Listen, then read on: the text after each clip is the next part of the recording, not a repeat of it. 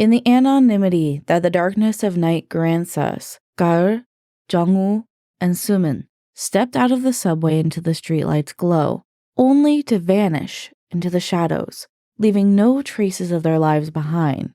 Like ghosts swallowed by the night, their sudden disappearances sent chills throughout the community. Were their disappearances a coincidence, or was something more sinister lurking near Gayang Station? Some believed that this was merely a symptom of Korea's growing suicide rates. Their families refused to accept that this could be true. Until their loved ones were found, they'd keep hope that they'd return safe and sound. But rumors began to spread that the cold Han River winds carried the whispers of the dead. Welcome to Korean True Crime with me, your host, Mimi Mizuko. Thank you to Vix Mac, Lala, William White, Jiwon Edwards, Nico, Elijah Hancock, Anomanam, Dr. Bob, My96, Lumos, Emma Brown, David Tafoya, Adriana, Pip, Dade512, and Lisa for your support on Patreon. Thank you for voting on today's episode topic. Patrons vote on future episode topics and hear the episodes first and ad-free with early access. We now have a sticker bonus tier and a hoodie bonus tier. Become a patron for 3 months and earn a reward. Thank you to my amazing patrons for making this show possible. Warning: today's episode contains a considerable amount of discussion regarding suicide, self-harm, and the forms that these may be done. Listener discretion is advised. Korean True Crime has a new intro song produced by Jeffron Addy. Take a listen.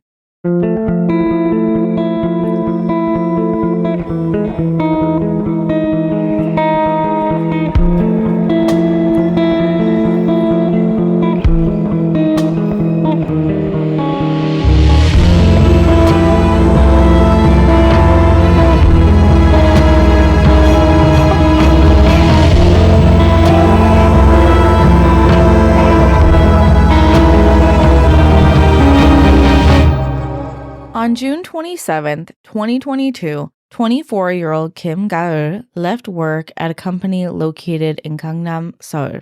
She shared her trip to the salon by posting a selfie on Instagram, wearing a white mask and a short bob at 9 p.m. that night. Her hair was already short, which meant maintenance haircuts were a common occurrence. She captioned her post by writing, 130,000 won evaporates as soon as I get my perm hit by the rain and wind. If you've ever had a perm, you know that too high of humidity, let alone rain and wind, can completely ruin your perm. It ruins the process and you'll have to redo your hair all over again.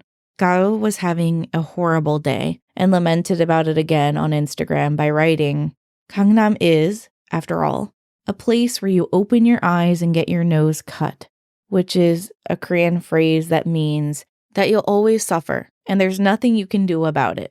She was having a day where she felt like the world was against her. Gao decided to change her plans for the evening. And instead of going to the subway and heading home towards Kachi Mountain, she hailed a taxi and was never seen again. Gao didn't tell anyone where she decided to go at 9:30 p.m. that night. When Gao didn't return home, her family began to worry. They tried calling and texting her to no success. Gao was nowhere to be found and nobody could get in contact with her. It was unusual for her to disappear like this, so her family feared the worst. Kim Gao's online presence was minimal. She occasionally posted on her 2 Instagrams, one public and one private.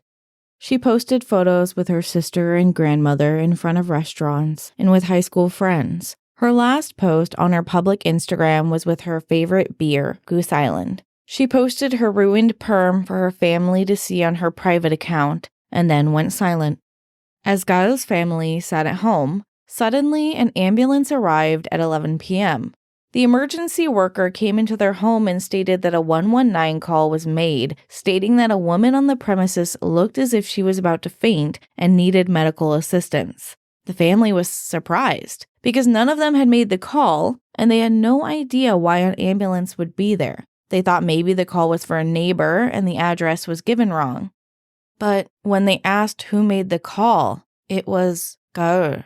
Why would Gaul contact the emergency line and request an ambulance for her sister when she was nowhere near home? The paramedics made sure that Gaul's sister, Jimin, a pseudonym, was healthy before they left, and they reported that the person who made the false report was indeed out of contact for the past 2 hours. The family immediately believed that this was a call for help. Gaul must be in danger and was calling to get someone to notice. But when the family then contacted the police to report Gaul missing at 11:30 p.m., they discovered that missing adult cases are not taken very seriously. In instances of missing adults, the Korean police post a picture of the missing person on a website that alerts everyone in the area by text. If they have CCTV footage of where the person went missing from, they'll also post that along with a description of what they were wearing, their age, height, and weight. The typical missing persons information is included. The police do this in lieu of patrolling for the missing adult because it does take a lot of time to patrol for a missing adult who may have merely run away voluntarily or just gone off without telling anyone. The possibilities of where the missing adult could be are endless, and adults can make their own decisions, including running away. This is in cases that there is no reason to suspect violence or harm to the person. In instances of missing elderly, alerts and photos are sent regularly to anyone in the area, and the police do patrol. The police told the family that there is no reason to suspect that Gaul was in danger, and that this was most likely a voluntary communication cutoff or runaway, because they said that if Gaul was in danger, it was more likely that she would try to communicate with 119 to come to her, or pretend to be speaking to someone else when talking to the emergency services. For example, if she pretended to be calling to order food, or spoke to the emergency dispatcher in code as if she was talking to someone else. The police came to take their missing persons report from the family, but the situation was so confusing. Gaul's sister told the police that she had lost contact with her sister around 9:30 p.m., which was when she should have been leaving the hair salon. Jimin showed the police the Instagram photo and her final texts, which both seemed unlike someone saying goodbye or someone in danger. The police had to make the decision to tell the family that Gaul had likely run away from home willingly, but they would investigate the area she was last seen at. They needed to prepare the family in the case that Gaul had voluntarily run away and didn't want to come home. It was also possible that Gaul had a secret life they didn't know anything about, and she did run away. But the family wasn't willing to give up searching for her. Tracking Gaul didn't prove to be difficult because the police officers visited the Gangnam hair salon and asked about her visit. The stylist reported it was a normal visit and that Gaul had left a little bit before 9:30 p.m. At that time, the weather was terrible outside with wind and rain, which was worrisome since Gaul had just gotten a perm. When she left the salon, she was seen getting onto the building's elevator, going down wearing a white button-up shirt, black pants, and gray rain boots, carrying a white purse. After she left the building, she hailed a taxi going towards Gayang Station, where the CCTV lost sight of her movements. There were no more leads on Gaul's disappearance, but her family and the officers continued to put up posters and send alerts looking for her. The sister made a mistake by posting online to her family with the phone number asking people to contact her if they knew anything about Gaul's disappearance. But when the case was featured on the news, people began to search for her and her family's pages, which is pretty typical in any criminal case. People try to insert themselves into cases that are big, hoping to be an online sleuth who solved the case. But with the phone number posted online, anyone could now contact Gaul's sister Jimin, and many people did. The type of people contacting Jimin were not helpful. 9 days after Gaul went missing, on July 6th, the police discovered her blog, titled in English, Candid Space. What they saw would churn the sister's stomach, leaving her feeling sick and hopeless. In sorts, Gaul did have another life that they didn't know about. They didn't know about the suffering she experienced in her private life and the strength she had to endure. The blog had 19 posts. The final post was titled, The Bare Face of My Depression and Loneliness, to those who face their own depression with me. Although the title sounds bleak, the content of the post was hopeful. Gaul had created a blog as a way to document her journey with depression. She wrote, Hello, this is Kim Gaul. I'm working on the project, My Real Face of Depression and Loneliness. She wrote that this project will be an extension of the last one she had done, which was titled Exploring Depression Boldly and Honestly. She wanted to write about her depression as a way of self-healing and being honest with herself about her life. It was also a school project. She said that she gained a lot of comfort from the comments that she received on her previous piece, and that it told her she wasn't alone in her experience with depression. She was still a college student, so her project was a part of her program, but she wanted to extend it beyond the classroom so that she could continue her therapeutic journey and help others. She put a date on the finished project, stating that it would be finished in December. Her last entry was posted on March 14th, months before her disappearance. She finished her last entry by writing that she still wasn't well yet. She still suffered from a lot of negativity about the help she received from those around her, and she knew that this perspective was not a true one. It was her depression speaking. She wrote, "I want to emphasize that these feelings and memories are from seeing the world crookedly. I sincerely ask you to truly accept those memories and don't throw away this precious opportunity to get help." In her previous post, she'd mentioned why she started the project, which was after she took a class about culture and arts, which was led by a teacher named Im Jae-chun. She wrote that school wasn't going well for her because of the COVID pandemic, closing many of the art exhibitions she was supposed to take part of. She felt her future was closing off. After joining Professor Im's class, she heard the professor speak about her own life experience, to which inspired her art. The professor's story was so profoundly inspiring to Gao that she said she in that moment had enough courage to go to a hospital and immediately seek help for her suicidal thoughts. She revealed that that very morning, she had contemplated suicide and had prepared to die, but that class that day saved her life. This post was made in February 2021, just a month prior to her previous post.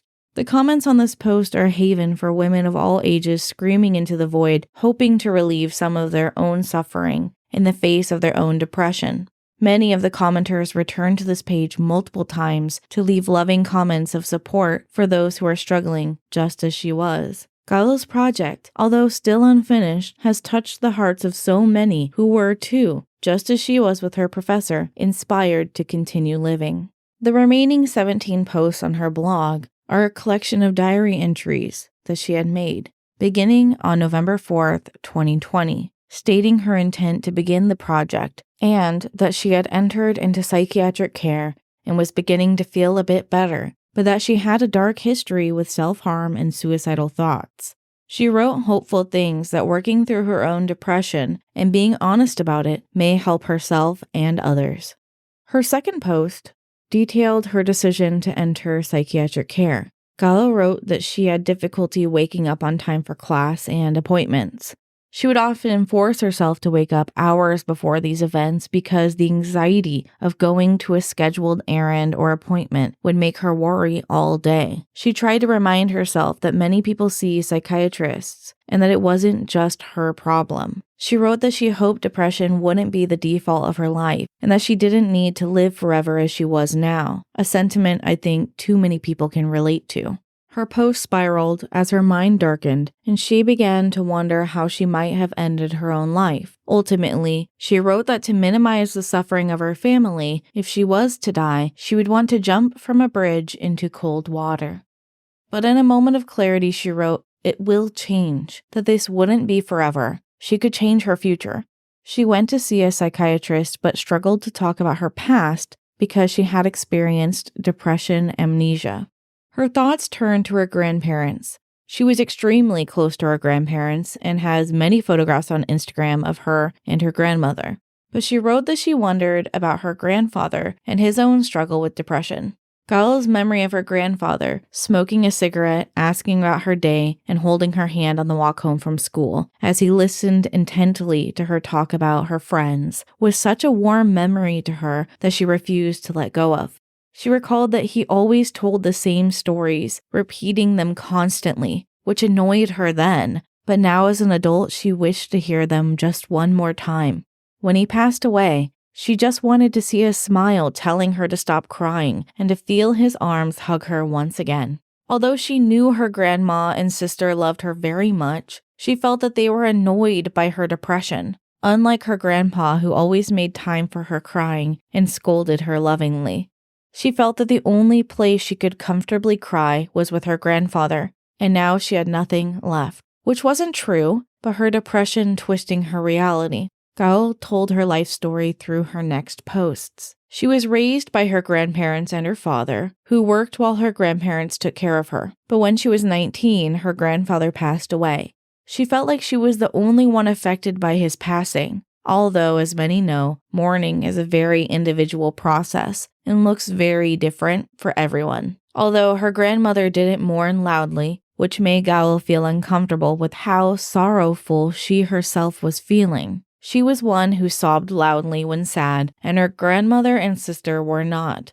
Gao talked about her decision to enter into her career choice, which she states that she wonders if she truly even enjoys her career or if she chose it just to make other people happy. When people asked her about why she chose her career, she always answers, because other people praised me when I did X, Y, and Z. She never considered her own happiness. Was she determining her own value by how much help or happiness she could give to others? She worried that this was the truth.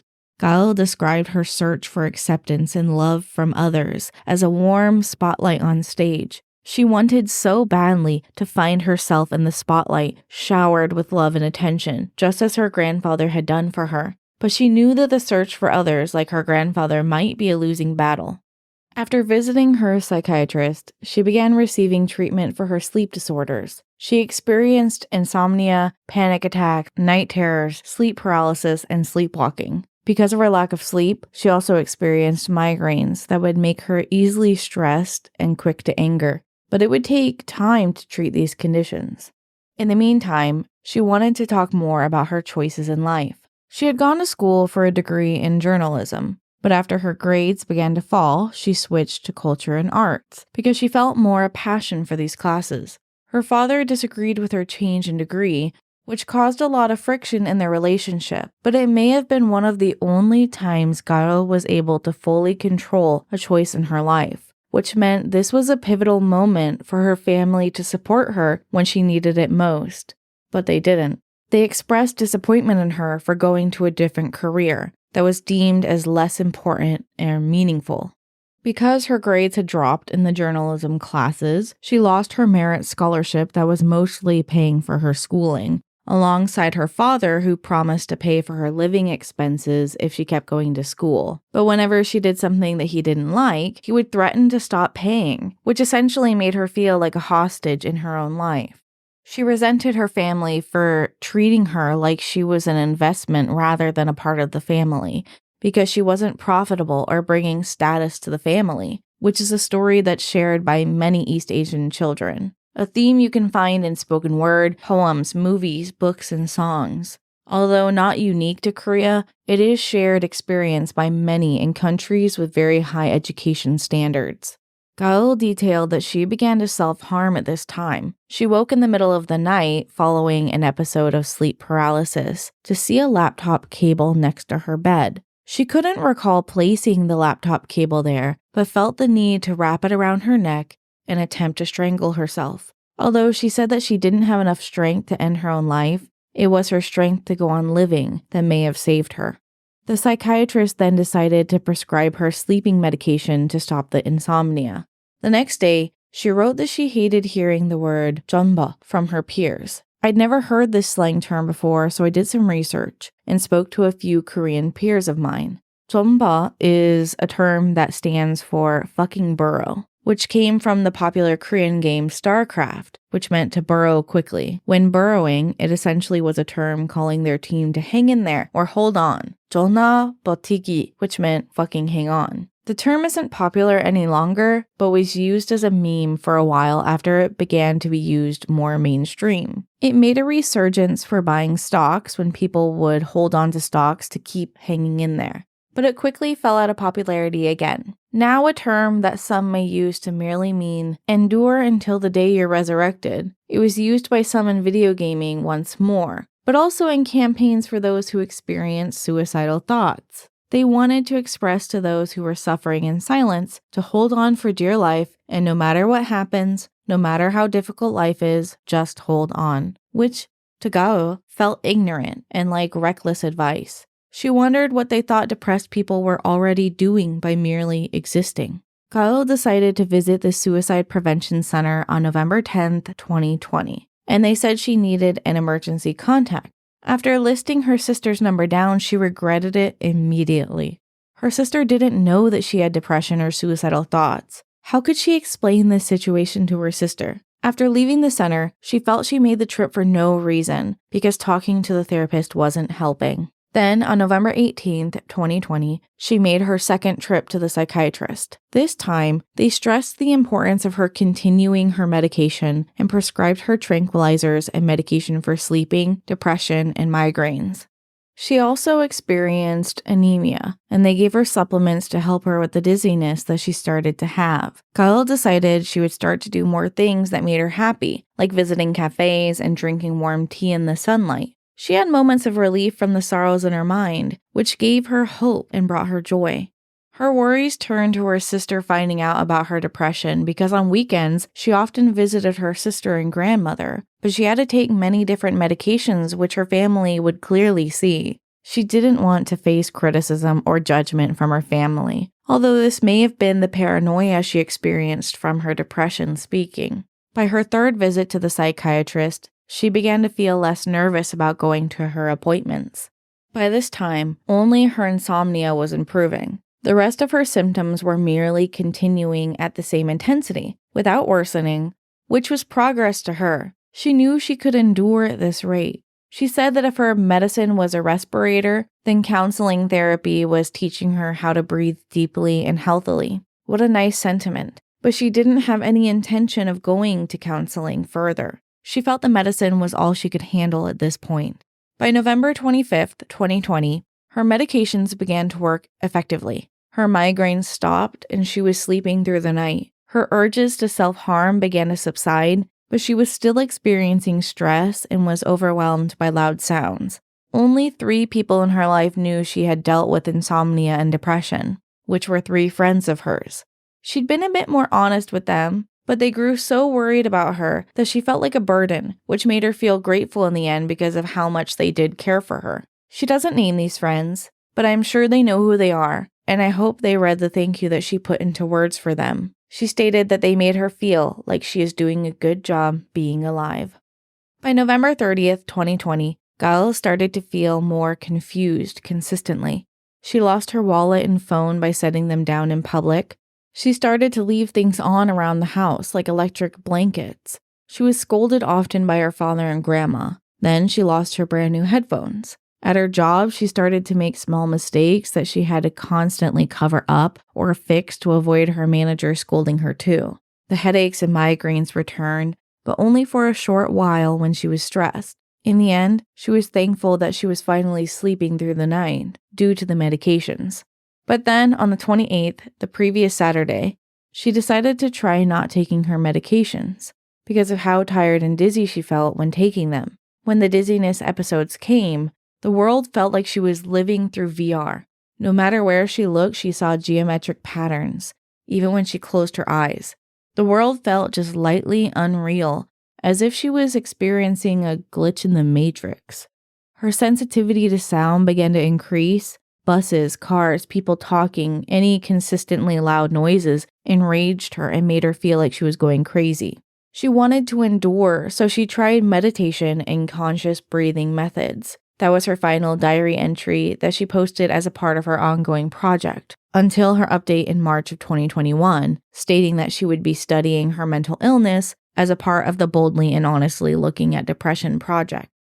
Without any more entries, it's impossible to know what Gao was thinking between her hopeful last post, thinking she would tackle her depression head-on and conquer it, to disappearing near the Gayang Bridge 471 days later. Gao walked across the Gayang Bridge at 11:02 p.m. on June 27th, the day she disappeared. A passing bus caught her in their camera as she approached the center of the bridge. This coincided with the time the 119 call was received from Gao stating that her sister might faint. That was the last anyone saw Gao. She might have made the extreme choice to take her own life by the method she said was the way she'd always planned to die. But the search for Gal won't end. Gal's body was never found, which her family holds out hope that this means she may have gone to the bridge to consider taking her own life, but instead ran away to start a new one. Perhaps it was the struggles of her life that she needed to get away from. Wherever she is,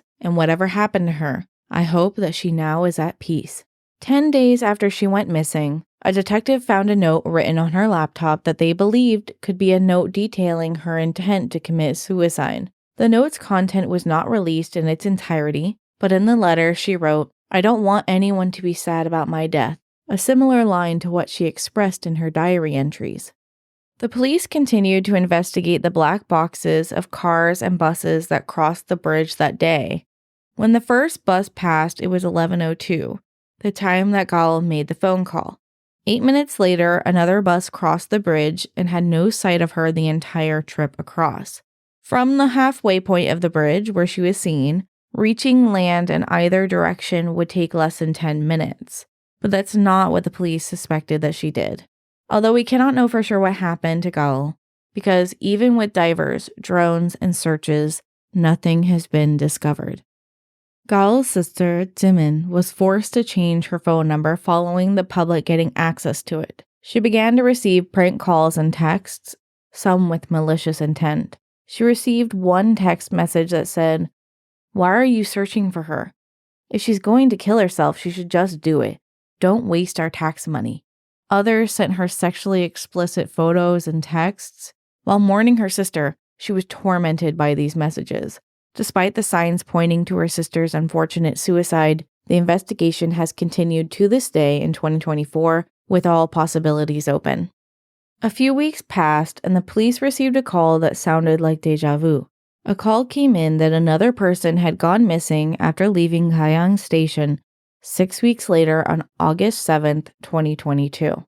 The missing man was Lee Jung-woo, a 25-year-old man who had just finished a night out with his friends. He'd gone out for dinner and drinks earlier that night with a group of friends and enjoyed the evening, or so it appeared to his friends. The group stayed out until the late hours of the night until near 1:30 a.m. on the morning of the 7th.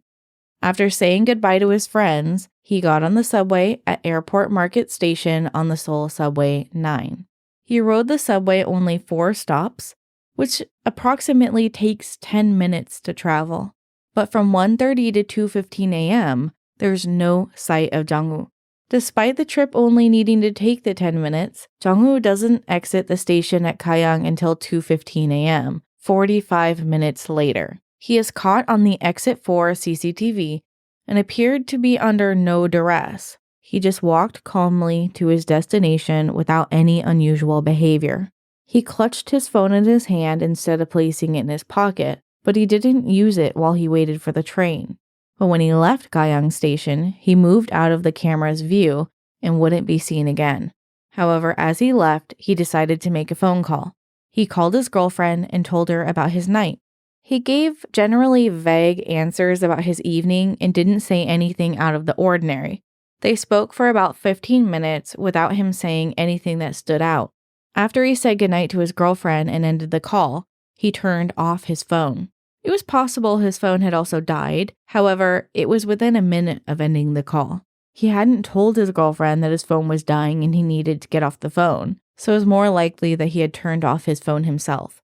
After he turned off the phone, while walking towards Gayang Bridge, he disappeared into thin air. Because he was out so much later than Gal was, there were no buses servicing the area. There were even very few drivers on the road, and not many people out walking. So when he approached the bridge, there weren't any people to see what happened next. When his family reported him missing the next day, the police's hands were tied. Unlike Gal, who had a history of depression and had called the ambulance, which qualified as odd behavior, Jung-woo didn't have any reason to be considered a missing person. Under the law, a person is considered missing when they're under the age of 18, are intellectually disabled, or have a mental impairment like dementia or Alzheimer's that could lead to them being confused. Because of this, the police had to mark Jung-woo as a runaway, meaning that he cut off contact with his family voluntarily. This also meant that he abandoned his home and belongings, which the police would need to wait longer than 24 hours to classify. In order for the police to track down a missing adult who doesn't qualify under the previous impairments, they would need to have a witness who saw a crime committed involving the missing person as the victim or perpetrator, or have a reason to believe that the missing person is a danger to themselves or others. An example of this would be like Gal's text history to her friends, discussing her depression, or her blog detailing her suicidal thoughts. When the police have things like these, they can go ahead and obtain a warrant to track the person and find them. But in Jung-woo's case, there was no legal basis to track him in any capacity. In this situation, the law was clear. Jung-woo was not a missing person yet. He would be classified as a runaway, but until more time had passed and the family could prove he was indeed missing or was in danger, there is no basis for the police to invade his rights. For example, tracking his phone's location, checking his call history, or tracking him via CCTV. If he was indeed someone who had voluntarily just gone silent to the world for a weekend, then the police would be wasting resources and invading someone's privacy. Sometimes the laws are just, but the situation is unique. In the passing days, Jung-woo's family continued to search for him, trying to find him on their own. His own brother decided to reach out online for help finding the location of Jung-woo.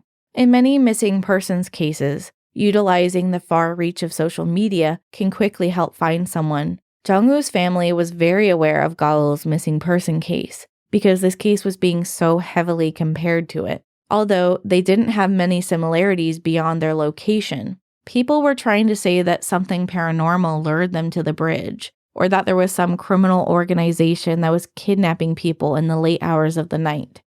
When Jung-woo's brother, pseudonym Sunil, posted his missing persons information on the popular forum website Bobae Dream on August 10th, 2022, 3 days after Jung-woo went missing, he did include his phone number just as Gal's sister did. However, Sunil put a disclaimer asking people not to send in fake information or make prank calls, although that was inevitable when putting your phone number online, but I'm willing to bet he got less sexually explicit texts. In the following days, there was no information that came from the missing person's post. His phone was still turned off, and they couldn't find anything in the area of Gayang. A week later, on August 14th, Sunil returned to the online forum to address the rumors that his brother had merely run away from home. The situation with his brother being registered as a runaway instead of a missing person was misunderstood by the public, who now thought the family was trying to track down Jung-woo, who had merely cut off contact with them. Sunil was upset at the accusations because they were still trying to find his brother desperately without the full efforts of the police, because they didn't have any evidence he was in danger. He wrote, "It's been a week since we started looking for Jung-woo. How much more time must pass before he is missing? A man in his 20s can go missing." He lamented about the law preventing his brother from being considered a missing person. There's no definite amount of time that would qualify Jung-woo from being considered a missing person, but eventually, he'd be tardy for taxes, health insurance, and car payments, and other companies would start looking for him. But the police couldn't due to the law, and they couldn't use their full resources to search for him until they had something concrete like Gal's suicide blog and suicide note. He continued, "How much more heartbreak must we endure before his disappearance can be investigated? Please help us. We're looking for traces of Jung-woo." Just over a month later, Jung-woo's cousin appeared on television to talk about updates in the case.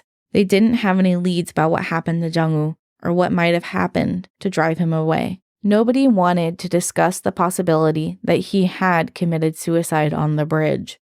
Unlike Gal, who had a record of mental illness and depression, nobody had any idea of difficulties that Jung-woo might have been facing.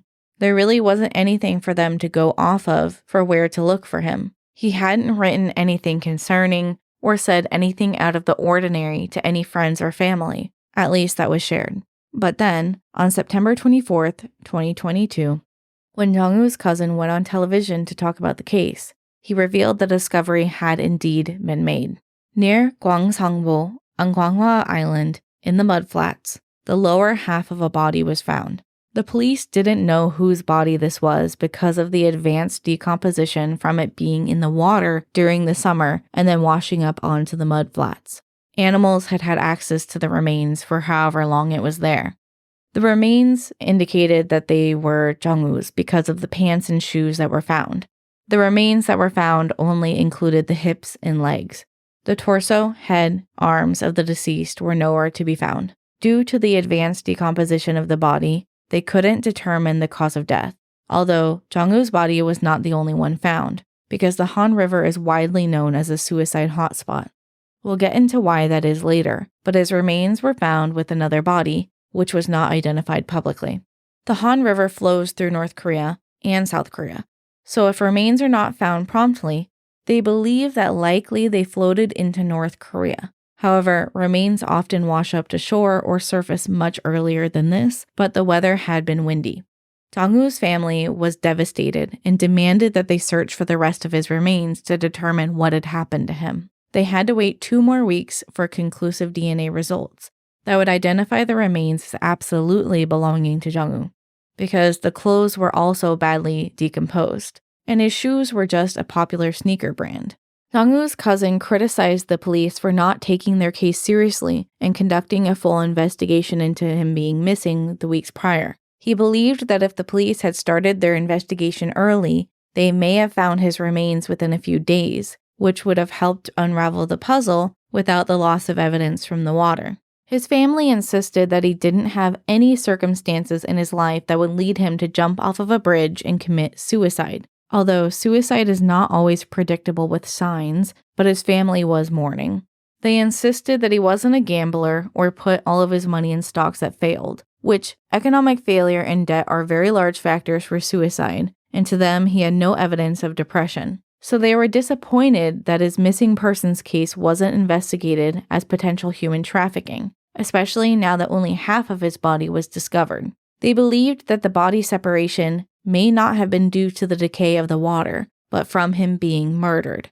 But the DNA evidence came back, and it was confirmed that this was Jung-woo's remains, but there was no evidence that his body was mutilated or injured intentionally. The bones were not severed by instruments, and it appeared to be natural decay from the exposure to the elements in the river. With 2 people having gone missing, one found a month later, one still missing, people were nervous about the Gayang area. Jung-woo had gone missing at 1:30 a.m. on August 7, 2022, and 23.5 hours later, on August 8th, Park Soo-min disappeared as well. Soo-min's family declined publicly searching for her or going on TV to talk about the case, so very little is known about her. She was a 38-year-old woman who was last seen leaving exit 2 at Gayang Station, walking towards Gayang Bridge. She had long, straight hair and wore a short-sleeved gray shirt, black exercise pants, and a brown purse. She disappeared into the darkness of the night and was never found again. Her story is short, but with these 3 disappearances, people began to speculate that something more was happening near the bridge. Some people talked about evil forces or human traffickers, but evidence of any crime or other has yet to be found. Merely that the Han River bridges are often the location of many people's final moments before they jump into the water. Korea is known to have a rather high suicide rate. It has been extensively studied as to why this is occurring. The numbers are reported as accurately as possible to help stop this problem from continuing. Although it has been proven to be an issue much bigger and deeply rooted than the government has been able to tackle or has wanted to solve. With suicide rates in South Korea being so high, specifically the highest rate reported in the world, it should be a national emergency. Per 100,000 people in South Korea, 24.7 people commit suicide. That is 3.7 more than the next country, which is Hungary, and 5.3 more than Japan, a country known for its problem with suicide. For my American audience, as many of my listeners are from North America, that is more than double America's rate of 10.1 per 100,000 people. Countries all have their own problems, but with South Korea's dropping birth rate and increasing suicide rate, people are afraid for the future. What is the real cost of living in South Korea with so much of the population suffering? Between 2020 and 2022, 39,453 people took their own lives in South Korea. This rate isn't showing any signs of slowing down. There isn't just one or two factors going into why people are making this fatal decision. Although economic hardships are known as the most common reason known for suicide in South Korea, especially amongst young men. Women, however, are at an economic disadvantage because they make less money when working, have less career opportunities, and are expected to manage household chores and childcare. This, also paired with workplace discrimination and high rates of sexual harassment, has led to women's suicide rates being higher than that of men. According to a study of suicide rates in South Korea by researchers at Kottongnae University, pervasive gender discrimination, instability in women's employment, violence against women, and the burden of family life has led to the feminization of poverty and the deterioration of women's quality of life in South Korea. While women's suicide is more easily studied because women are more likely to seek help, it is known that the stigma men face from trying to receive help for depression or mental illness is a factor in suicide rates for men. Discussing all of the root causes for suicide in South Korea would be interesting, but let's rather focus on the story of another famous suicide in South Korea that has received far too little publicity. As I'm writing this case, the International Transgender Day of Visibility is occurring. As a queer woman, I think we should discuss the suicide of Byun Hee-soo, the first out transgender woman in the South Korean army. Byun Hee-soo grew up knowing that she would be a part of the Republic of Korea's military. She even attended a military high school that trained her to become an exemplary soldier. She graduated from high school and was commissioned into the military in 2017. At this time, she expressed to her friends that she was having some questions about her own gender, which then she expressed her gender in a masculine way. She identified herself as a man then, but she knew that wasn't who she wanted to be. Hee-soo visited the military hospital to speak to a psychologist and began to acknowledge and understand that her feelings about her own gender were real. Speaking about her problems to a psychologist made her realize that while she did dream of being part of the military and wanted to continue her service, she had to be true to herself. That self-expression and honesty with yourself is so important, especially when you're in such a conforming environment such as the military. You need to hold on to that connection you have to yourself. I have always believed that our connection to ourselves should be protected and cherished. Hee-soo decided to prioritize her own happiness by opting for gender-affirming care in November 2019. Initially apprehensive about revealing her decision to her unit in the 5th Armored Brigade, she waited before sharing this news.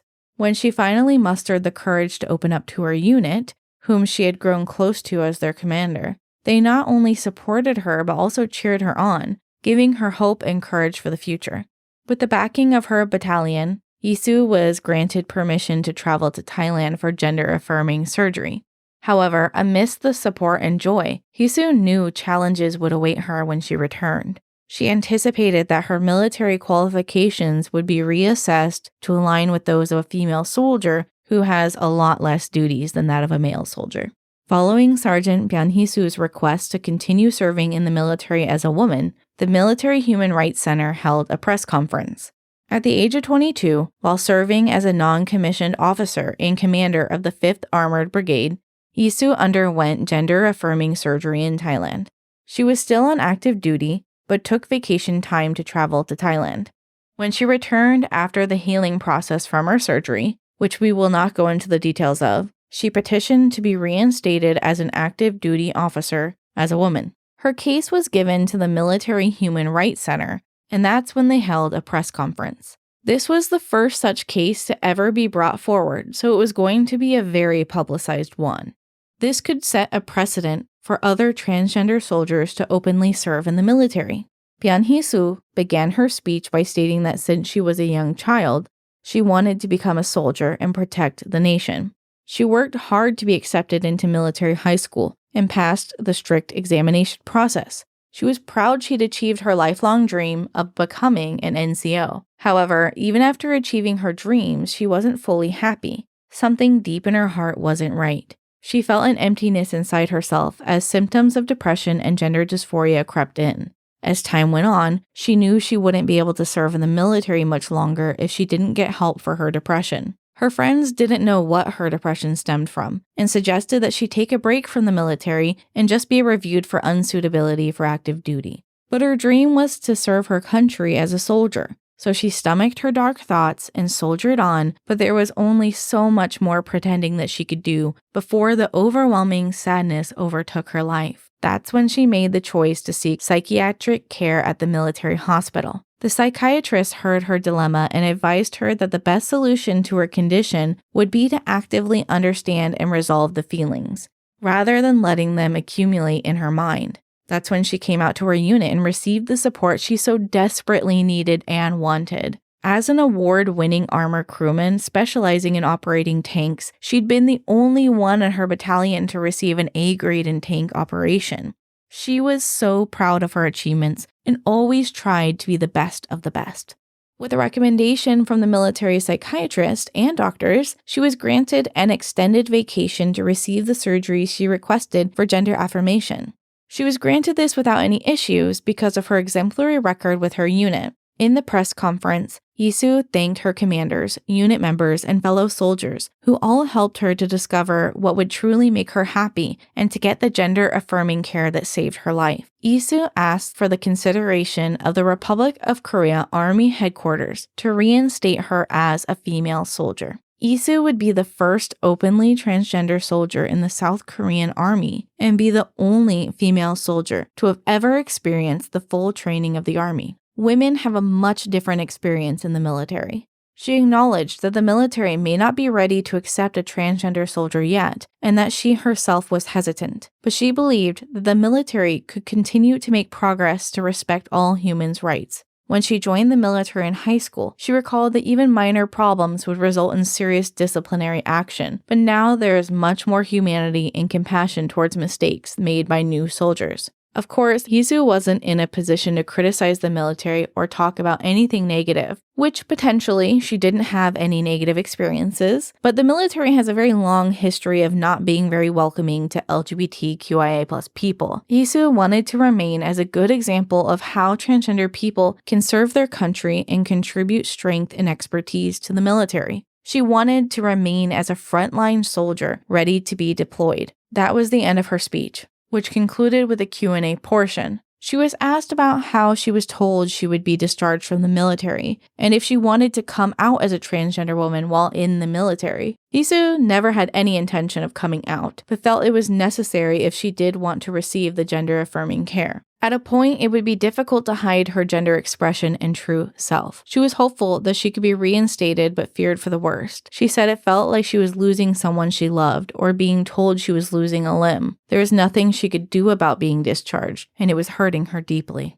When asked about the military's intention behind not allowing transgender people in the Army, she said that even a few years prior, the Navy had incidents where they searched for gay men to kick out of the military. She believed it was an ongoing fear in the military to have homosexual men, and therefore any sexual and gender minorities. By January 16, 2020, 2 months after she returned from receiving gender-affirming surgery, the Republic of Korea Army headquarters announced their decision to refuse to allow Byun Hee-soo to return to duty. With this decision, the case became public information and started to be covered by the press. The case was covered by every media outlet. It was on all of the front pages of news websites. Accompanying these articles was a photograph of Hee-soo at the press conference in tears pleading for her right to serve the country. Byun Hee-soo filed a complaint against the Army Chief of Staff to cancel her discharge and reconsider the petition. She also made it known that she could not be reinstated at her current position, that she would like to re-enlist as a female soldier, even if that meant losing all of her rank and status. The Army headquarters tried to state that they would uphold their decision because they had no knowledge that Hee-soo would be getting gender-affirming surgery in Thailand, which was a lie they couldn't uphold. Hee-soo had proof of her interactions with all of the informed commanders, doctors, and fellow soldiers. She had even filed a formal request to leave for medical reasons, with the medical reason being the surgeries that she received. But none of this was on official paperwork regarding the approvals. Most of this was done over personal communication or face-to-face. She knew that they were lying, but they could ultimately make the decision without any proof. Byun Hee-soo and the Military Human Rights Center continued to work together to appeal the decision to hopefully bring in an era of respecting human rights in the military. However, as the appeals continued, Hee-soo was required to get an examination at the Armed Forces Capitol Hospital to determine her physical health and mental health. She'd been seeing doctors for years, so this wasn't really anything new, but they wanted to see if she was ready to return to duty. The doctors finally got back to her about the result and told Hee-soo that they had diagnosed her with what is called level 3 mental and physical disability. In the Korean military, a soldier is graded on their physical and mental well-being to determine how well they can serve. A level 1 would mean you have absolutely no disease mentally or physically. That would be you're in the best of health. A person who is between 1 and 4, with 4 being that the soldier has some problems, can continue to serve in active duty at the discretion of their commanding officer. Level 5 cannot serve in active duty, but may be drafted. Level 6 cannot serve, and level 7 cannot serve until re-examined after they heal or prove that their disability will not affect their career as a soldier. These grades are also applied to civilians in Korea who are disabled to determine the basic income and assistance that they receive. The levels are slightly different, but they're still based on their ability to perform daily activities and the impact of their disease or disability. Isu's level 3 diagnosis did not fit the fact that she was in recovery of a major surgery. In a few months' time, she would have been ready to return to active duty. Her physical and mental health, according to her, were healthier than ever.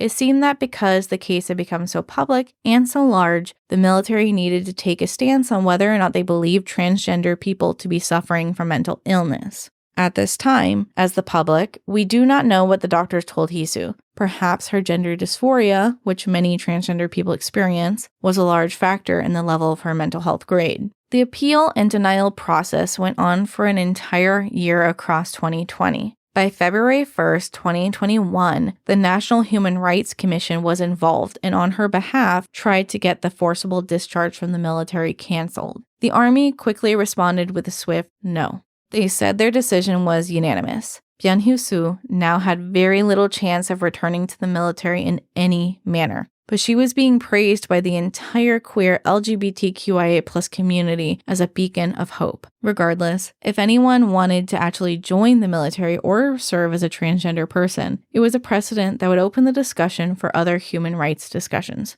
To Byun Hee-soo, it felt as if there was little to no hope for her anymore. Her childhood dreams were being crushed merely because the military refused to accept who she was. She'd faced so many obstacles and the immovable decision by the military. Despite this, Hee-soo was a symbol of courage, of resilience to the LGBTQIA+ community. But she didn't set off with this as her goal. Nobody knew the burden that this was placing on her heart. To this day, in 2024, in South Korea, being a sexual minority or being a transgender person is considered a disability and a mental illness. There are no laws banning discrimination against LGBTQIA+ people, but it is slowly changing due to the hard work of queer and transgender people in Korea who have always existed and always will exist. I had the pleasure of attending multiple queer festivals and parades in South Korea. The acceptance and love is there, but it's surrounded by so much anger and hate. It will take a long time to change. Amnesty International spoke out about Byun Hee-soo's situation and stated that the ban on military service for sexual and non-cisgender people institutionalizes discrimination. It can cause or justify violence against people in society even beyond the military. The director of the Military Human Rights Center, Im Dae-hoon, came forward applauding Hee-soo by stating, "There are transgender soldiers serving with bated breath. We will fight with Sergeant Byun, who courageously revealed that transgender people do exist in our military." It's extremely unlikely that Byun Hee-soo was the only person in the military that was transgender, just as there's a likelihood that many people that are queer have served in the military, considering that military service is mandatory for men, or people assigned male at birth. Byun Hee-soo received word of the final decision on February 28, 2021. The decision was so overwhelming for her, someone who had patriotism running in her veins was let down in such a disappointing way by her own government. She just wanted to be alone. Byun Hee-soo cut off contact with her family and friends for the remainder of the day. Then she wouldn't leave her home for the entire rest of the week. 3 days later, on March 3, 2021, Sergeant Byun Hee-soo was found dead in her home at 5:49 p.m. After not being able to be contacted for days, a wellness check was called in. The police and fire authorities were not able to get in contact with Hisu, who was confirmed to be in her apartment. So they pried open the metal door to attempt a rescue, but found that Hisu had taken her life prior to their arrival. Hisu had reported extreme stress in the days prior to her psychiatrist. Following Byun-Hisu's death, the many different human rights associations and groups came forward to mourn her passing.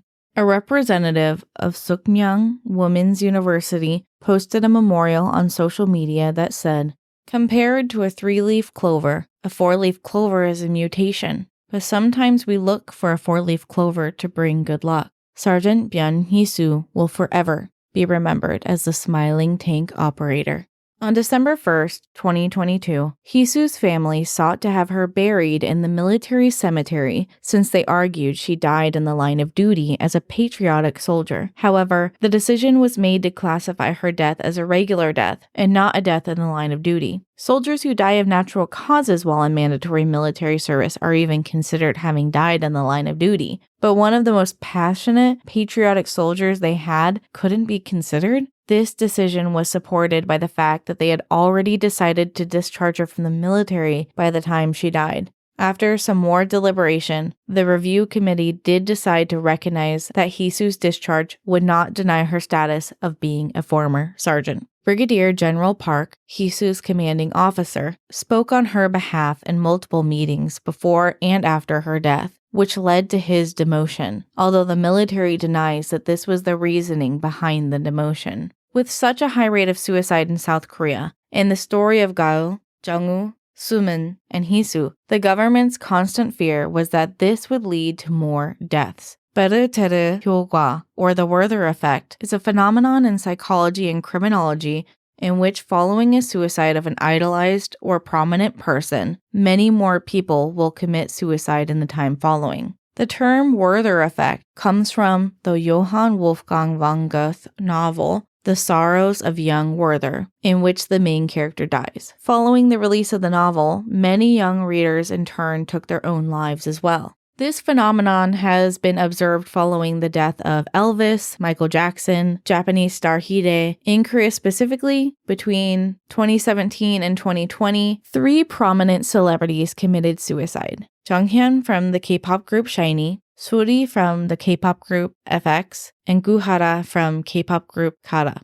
In the weeks following their deaths, the number of deaths from suicide increased significantly. Though to fully understand the situation, the death of the public figure isn't the cause of the suicides that occur following it. It's that the people who had a predisposition to commit suicide experience the trigger that their plans for suicide can be carried out. The opportunity solidifies itself in their minds when they see that someone else has done what they're considering. Take, for instance, one of the most publicized suicides in American history, the death of Kurt Cobain. This isn't the place to argue about whether or not it was a suicide, but the case was covered as a suicide, so we will consider it as such. Kurt Cobain's death was covered everywhere for a very long time, with suicide hotline numbers on screen. These suicide hotlines saw a drastic increase of callers expressing that Cobain's death increased their own suicidal ideation. Clinical psychologists generally agree that the standard for reporting on suicide in the news and through media sources are excessive and only serve to cause more harm to others who may also be struggling with suicide. The purpose of these stories often is to express shock, garner views, and make money. Although not all Werther effect examples are due to publicized deaths of famous people, in some instances, it can be tied to a specific location. In South Korea, the Han River is known for its ties to many suicides.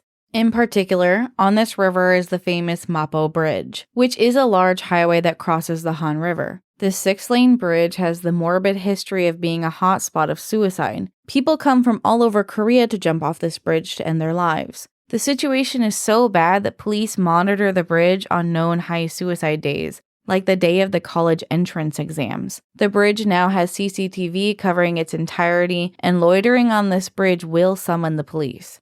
In efforts to dissuade suicidal people from taking their own lives, Samsung Life Insurance installed sensors on the railings and covered the bridge in positive messages in 2012. The bridge was renamed the Bridge of Life as a way to help prevent suicide. Some of these messages read, "The wind is nice, isn't it? The most shining moment of your life hasn't happened yet." Or, "Your worries will feel like nothing when you get older." But some of these messages were even more questionable. Some of them read, "Aren't you tired? What are you thinking about?" And "You must have a hard time." These messages were meant to sound sympathetic or empathetic, but ended up just making the situation a lot worse. The rebranding of the bridge was done without the consultation of psychologists. These messages were just written by people working on the graphic design of the railings, not anyone with any expertise in suicide prevention. For example, according to psychologists who have spoken out about the bridge, asking suicidal people if they've been eating well, how their day was, or what they're thinking about when they're suffering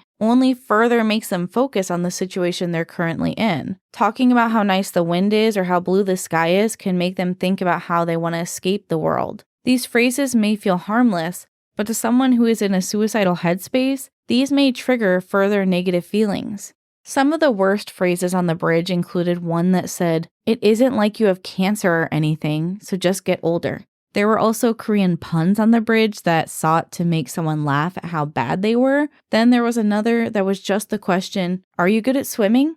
This one was notorious for feeling like it was actively provoking suicidal people to jump. According to Thomas Joyner, who wrote Why People Die by Suicide and developed the interpersonal theory of suicide, there are 3 psychological conditions felt by those who have suicidal ideation. First, they feel socially isolated. Second, they feel burdened by their perception of being a burden to others. And third, they feel fearlessness or indifference to pain. If any one of these conditions is missing, it's highly unlikely a person will give in to their suicidal thoughts.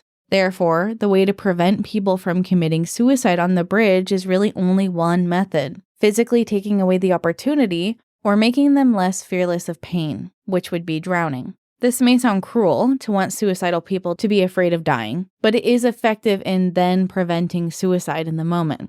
Of course, this isn't the end goal, just merely preventing suicide on the bridge. There must be a way to help people with their psychological needs and improve their quality of life to long-term prevent suicide. Following the failure of these controversial phrases that resulted in an increase in suicides at the Mapo Bridge, a high fence and catching net was installed on the bridge, which has now almost stopped suicide from occurring on what is now coined the Bridge of Death in 2019. If you or someone you know is going through a mental health crisis, please do not hesitate to seek help. There are resources and compassionate people willing to support you. Asking for assistance is not a sign of weakness. Always remember that you are not defined by the challenges you are facing. I will end today's episode with a poem beloved by Gal, who recorded it on her blog. To the Daffodil by Chung Ho Sung. Don't cry. Because you're lonely, you're human. To live is to endure loneliness. Don't wait for the call that's not coming. When it snows, walk on the snowy path. When it rains, walk on the rainy path. At the reed forest, the black-breasted longbill is watching you. At times, even God sheds tears, feeling lonely. Because of loneliness, the birds are sitting on the boughs. Because of loneliness, you are sitting by the stream. Once a day, even the mountain shadow comes down to the village, feeling lonely. Even the bell rings outward, out of loneliness. As always, thank you for listening to Korean True Crime. I hope you enjoyed today's episode topic. If you'd like to vote on future episode topics or hear bonus content, join Korean True Crime's Patreon today. Stickers and hoodies are now available. If you'd like to hear more, follow the show wherever you listen and be sure to leave a review. 다음에 또 봐요. See you next time.